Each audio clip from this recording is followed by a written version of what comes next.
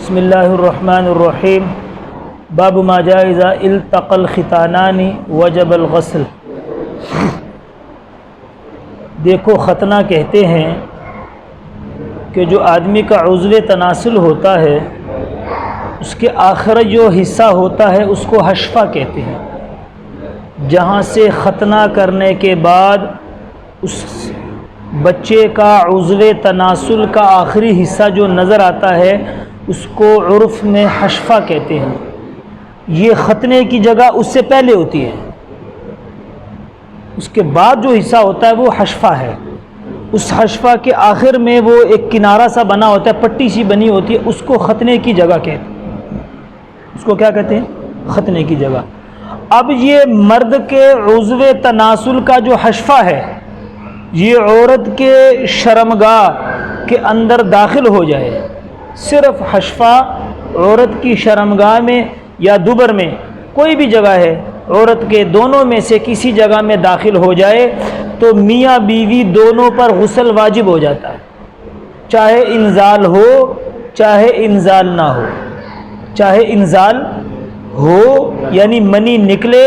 یا منی نہ نکلے، کیونکہ منی نکلتی کہتے ہیں مما اندافق کو کہ آدمی صحبت کرنے کے دوران جب صحبت کرتے کرتے آخر میں چلا جاتا ہے تو پھر وہ جھٹکے سے جو پانی نکلتا ہے اس کو مما اندافق کہتے ہیں کہ منی نکل گئی۔ اب اس منی کے نکلنے کا بسا اوقات ادراک آدمی کو ہوتا ہے، بسا اوقات ادراک نہیں ہوتا، اس لیے شریعت کہتی ہے کہ یہ حشفہ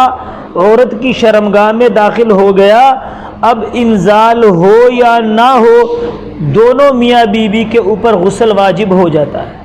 میاں بیوی دونوں پر غسل واجب ہو جاتا ہے۔ اور یہ اجماعی مسئلہ ہے، اس میں کسی فقہا کا اختلاف نہیں ہے، لہٰذا تفصیلی بحث تو نہیں کریں گے، پھر بھی چند باتوں کا جاننا ضروری ہے۔ حالانکہ مسئلہ اجماعی ہے لیکن پھر بھی چند باتوں کا جان لینا ضروری ہے۔ اس میں پہلی بات یہ ہے کہ اکسال، لفظ اکسال کہتے ہیں کسل، کہ آدمی صحبت کرے، اپنی بیوی کے ساتھ صحبت کر رہا ہے، صحبت کے دوران کوئی بھی ایسا کام ہو گیا کہ آدمی کا جو عضو تناسل ہے، مرد کی جو شرمگاہ ہے وہ ڈھیلی پڑ گئی، انزال نہیں ہوا۔ صحبت کے دوران جو آدمی ہے، مرد ہے، اس کا عضو تناسل جو ہے وہ ڈھیلا پڑ گیا، انزال نہیں ہوا، اس کو شریعت میں اکسال کہتے ہیں، کسل، کہ سست آدمی ہے، کسل سے کام لیتا ہے، ڈھیلے آدمی کو کہتے ہیں۔ اب یہ جو اکسال ہے اس کے اندر انصار کہتے تھے کہ غسل نہیں ہے، مہاجر غسل کو واجب کرتے تھے، یعنی بیوی کے ساتھ صحبت کے دوران اکسال ہو گیا، مہاجر کہتے تھے کہ غسل واجب ہے، اور انصار کہتے ہیں کہ انزال ہوا ہی نہیں، غسل نہیں ہے۔ دو باتیں۔ اور انصار کی عورتوں پر غسل کو واجب کہتی تھی کہ عورت پہ تو غسل واجب ہو گیا، لہٰذا اکسال کی صورت میں مرد پہ غسل نہیں ہے۔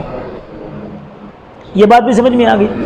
اب ہوا یہ کہ حضرت عمر رضی اللہ تعالیٰ عنہ تشریف فرما تھے، ایک صاحب آئے اور کہا کہ حضرت زید بن ثابت رضی اللہ تعالیٰ عنہ جو ہیں وہ اپنی رائے سے فتویٰ دے رہے ہیں کہ اکسال میں غسل واجب نہیں ہے۔ یہ ایک آدمی نے آ کر حضرت عمر رضی اللہ تعالیٰ عنہ کو کہا۔ حضرت عمر رضی اللہ تعالیٰ عنہ نے ایک آدمی کو بھیج کے حضرت زید بن ثابت انصاری رضی اللہ عنہ کو بلایا اور ان سے پوچھا کہ آپ یہ فتویٰ دے رہے ہیں، اپنی رائے سے فتویٰ دے رہے ہیں کہ اکسال میں غسل واجب نہیں ہے، آپ یہ بتا رہے ہیں۔ حضرت زید رضی اللہ تعالیٰ عنہ نے کہا کہ امیر المؤمنین، میں اپنی رائے سے یہ بات نہیں بتا رہا، میں نے اپنے چچاؤں سے، یعنی جو میرے چچا ہیں، جو میرے بڑے ہیں، میں نے ان سے یہ بات سنی ہے۔ تو حضرت عمر رضی اللہ تعالیٰ عنہ نے پوچھا کہ آپ کے چچا کون؟ تو انہوں نے کہا حضرت ابو ایوب انصاری رضی اللہ تعالیٰ عنہ، حضرت ابی ابن کعب رضی اللہ تعالیٰ عنہ اور حضرت رفاعہ رضی اللہ تعالیٰ عنہ، ان تین کا نام لیا کہ میں نے ان سے یہ بات سنی ہے۔ اتفاقی طور پہ حضرت رفاعہ رضی اللہ تعالیٰ عنہ وہاں پر موجود تھے۔ حضرت عمر رضی اللہ تعالیٰ عنہ نے ان سے پوچھا کہ آپ نے یہ بات ان کو بتائی ہے؟ انہوں نے کہا جی۔ فرمایا آپ نے حضور علیہ الصلوۃ والسلام سے سنا ہے تو انہوں نے کہا کہ ہم حضور علیہ الصلوۃ والسلام کے زمانے میں اکسال کی صورت میں غسل نہیں کرتے تھے، یعنی ہم نے حضور سے نہیں سنا، لیکن ہم حضور صلی اللہ علیہ وسلم کے زمانے میں حضور علیہ السلام کی موجودگی میں اکسال کی صورت میں غسل نہیں کرتے تھے۔ حضرت عمر رضی اللہ تعالیٰ عنہ نے صحابہ سے رائے لی تو صحابہ میں اختلاف ہو گیا، تو حضرت عمر رضی اللہ تعالیٰ عنہ نے فرمایا بھائی اگر تم اختلاف کر رہے ہو تو تمہارے بعد والے کیا کریں گے؟ جب تمہارا یہ حال ہے کہ تم اختلاف کر رہے ہو تمہارے بعد والے کیا کریں گے؟ لہذا حضرت علی رضی اللہ تعالیٰ عنہ نے رائے دی کہ امیر المؤمنین آپ ازواج مطہرات میں سے کسی سے معلوم کریں۔ تو حضرت علی تن کی رائے لی گئی، ایک آدمی کو بھیجا حضرت حفصہ، اپنی حضرت عمر رضی اللہ تعالیٰ عنہ نے اپنی بیٹی حضرت حفصہ رضی اللہ تعالیٰ عنہ کے پاس پیغام بھیجا کہ آپ بتائیں۔ تو حضرت حفصہ رضی اللہ تعالیٰ عنہ نے کہا کہ میرے ساتھ میری باری میں حضور ہمارے ساتھ ایسا نہیں ہوا، یعنی کہ صحبت کے دوران عضو جو ہے وہ ڈھیلا پڑ گیا ہو اور انزال نہ ہوا ہو، ایسا نہیں ہوا۔ پھر دوسرے صاحب کو حضرت عائشہ رضی اللہ تعالیٰ عنہ کے پاس بھیجا، تو حضرت عائشہ رضی اللہ تعالیٰ عنہ نے فرمایا کہ میری باری میں ایک مرتبہ ایسے ہو چکا ہے اور میں نے اور حضور صلی اللہ علیہ وسلم دونوں نے غسل کیا۔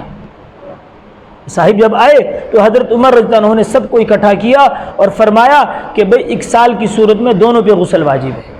جو آج کے بعد غسل نہ کرے گا میں اس کو سزا دوں گا،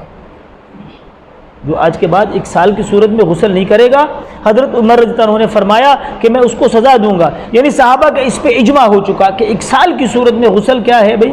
واجب ہے۔ اب یہ شرح معانی الاثار میں یہ تفصیلی واقعہ لکھا ہے، لیکن حضرت امام بخاری رحمۃ اللہ علیہ نے ایک اشارہ اس طرف کیا ہے، وہ یہ کہتے ہیں کہ دیکھیں جی یہ اکسال کی صورت میں جو غسل ہے یہ بربنائے احتیاط ہے، یعنی احتیاط کی وجہ سے غسل کیا جاتا ہے، وگرنہ اصل تو غسل جو ہے الماء من الماء ہے۔ الماء اگلا جو باب آ رہا ہے باب ما جاء الماء، باب ما جاء ان الماء من الماء، کہ پانی سے پانی ہے، پہلے پانی سے مراد غسل کا پانی ہے، دوسرے پانی سے مراد منی ہے، کہ منی نکلے گی تو غسل واجب ہوگا، لیکن یہ جو غسل اکسال کی صورت میں ہو رہا ہے یہ احتیاط کی بنیاد پہ ہو رہا ہے، احتیاط کی بنیاد پہ۔ اور وہ کہتے ہیں کہ دیکھو کبھی کبھی ایسا ہوتا ہے کہ آدمی جب لیٹ جاتا ہے تو لیٹتے ہی آدمی ایسا نہیں کہ لیٹتے ہی سو گیا اور ہوا نکل گئی، لیکن ہم کیا کہتے ہیں لیٹ گیا سویا بھی ہے لیٹ گیا تو پھر بھی ہم کیا کرتے ہیں، ہم کہتے ہیں وضو کر لو، احتیاط کی بنیاد پہ ہے۔ اور دوسرا امام بخاری رحمۃ اللہ علیہ نے اختلاف کی طرف اشارہ نہیں کیا، حالانکہ الماء من الماء حضرت ابی بن کعب رضی اللہ عنہ جو اکسال کے اندر غسل نہ کرنے کے قائل تھے وہ بھی کہتے کہ الماء من الماء منسوخ ہے، یہ جو بات ہے یہ منسوخ ہے۔ لہذا خلاصہ اس پہلی بات کا یہ ہے کہ اکسال کی صورت میں غسل دونوں پہ واجب ہے، اور اس پہ حضرت عمر رضی اللہ عنہ کے زمانے میں اجماع ہو چکا ہے، پہلی بات۔ دوسری بات یہ ہے سمجھے کہ جب کسی چیز کا سبب مخفی ہو، شرعیت کے اندر کسی چیز کا سبب کیا ہو مخفی ہو، تو شرعیت ظاہری سبب کے اوپر اس کو ڈال رکھ دیتی ہے، یعنی ظاہری چیز کو اس کا سبب بنا دیتی ہے۔ جیسے مثال کے طور پہ کہ سفر کے اندر جو قصر ہے، یعنی 4 رکعت نماز جو فرض ہیں ظہر عصر اور عشاء، 4 رکعت والی نماز کو 2 رکعت پڑھنا، تو اس کا سبب جو ہے مشقت ہے، یعنی مشقت کی وجہ سے 4 رکعت کو 2 رکعت کر دیا گیا، لیکن مشقت جو ہے وہ اب سفر کے اندر سفر مشقت والا ہے یا مشقت والا نہیں ہے، یہ چیز مخفی ہے، اس لیے شریعت نے ظاہری چیز کو سبب بنا دیا کہ سفر کیا ہے قصر کا ذریعہ اور سبب ہے۔ اسی طرح کہ بھئی آدمی جب سو گیا تو سونے کے ساتھ استرخاء مفاصل ہو جاتا ہے، یعنی اعضاء جو جوڑ ہیں وہ ڈھیلے ہو جاتے ہیں، اور جوڑ کے ڈھیلا ہونے کی وجہ سے ہوا یعنی ریح ہوا کے نکلنے کا زن ہوتا ہے، لیکن اس زن کے لیے شریعت کے پاس کوئی پیمانہ نہیں تھا، شریعت نے نیند کو کیا کر دیا وضو ٹوٹنے کا قائم مقام بنا دیا۔ ایسے ہی شریعت کیا کرتی ہے کہ جب شریعت کے پاس اب جب التقاء ختانان ہو گیا، مرد کا عضو تناسل عورت کی شرمگاہ میں چلا گیا، اب انزال ہونا سے غسل واجب ہوگا، انزال نہیں ہوا تو غسل نہیں ہوا، لیکن انزال ایسی چیز ہے کہ کبھی اس کا ادراک ہوتا ہے کبھی ادراک نہیں ہوتا،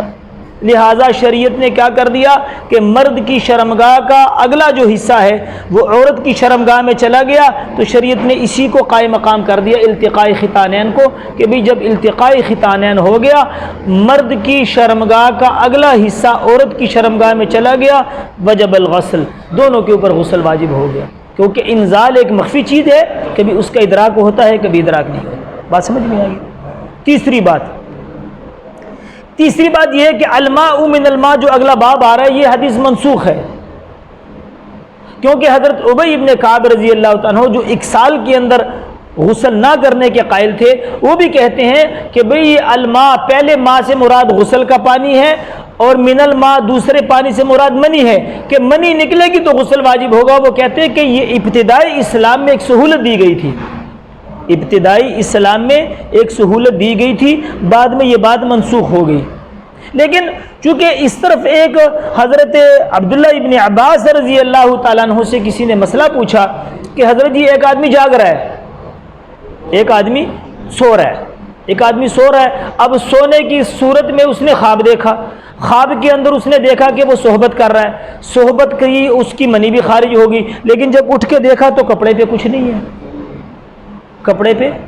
ہے۔ ایک آدمی جو ہے وہ خواب دیکھ رہا ہے، خواب اس نے دیکھا، خواب کی صورت میں اس کو کچھ یاد نہیں، اس نے صحبت بھی نہیں کی، اس نے خواب بھی نہیں دیکھا، لیکن جب اٹھ کے دیکھا تو کپڑے پہ منی ہے۔ تو آپ نے فرمایا کہ منی اگر ہے تو غسل کر لے، منی نہیں ہے تو غسل نہ کر لے۔ بعض لوگوں نے کہا کہ حضرت عبداللہ ابن عباس رضی اللہ عنہ گویا کہ الماء من الماء میں نسخ کے قائل نہیں ہے، حالانکہ حضرت ابی ابن کعب کہتے ہیں کہ یہ حدیث کیا ہے؟ منسوخ ہے، ابتدائی دور میں سہولت دی گئی، بعد میں منسوخ ہو گئی۔ حضرت عبداللہ ابن عباس نسخ کے منکر نہیں ہے، وہ تو مسئلہ بتا رہے ہیں،